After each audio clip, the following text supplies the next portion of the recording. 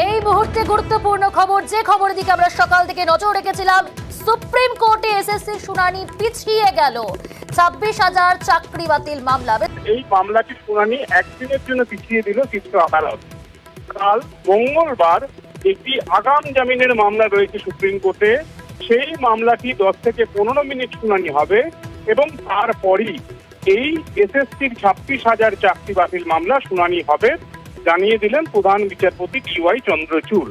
তবে যেহেতু এত বড় মামলা, একটা 26,000 চাকরি বাতিল এবং এত আইনজীবী এই মামলার মধ্যে জড়িয়ে রয়েছেন সওয়াল করার জন্য, প্রধান বিচারপতি মৌখিক নির্দেশে বা তার পরামর্শে জানিয়েছেন কোন আইনজীবী কোন মামলার হয়ে দাঁড়াচ্ছে। যেহেতু গ্রুপ ডি, গ্রুপ সি, এছাড়া 9, 10, 11, 12 বিভিন্ন ক্যাটাগরির চাকরি দুর্নীতি রয়েছে, কোন আইনজীবী কোন মামলার জন্য এবং তিনি কি চাইছেন সেটা আলাদা করে একটা কাগজের শীটে সেটা লিখে দিয়ে সেটা আদালতকে দেওয়া, যাতে এই প্রসিডিংটাকে এগিয়ে নিয়ে যাওয়া খুব সুন্দরভাবে মসৃণভাবে সম্ভব হয়, এই পরামর্শই প্রধান বিচারপতি দিলেন।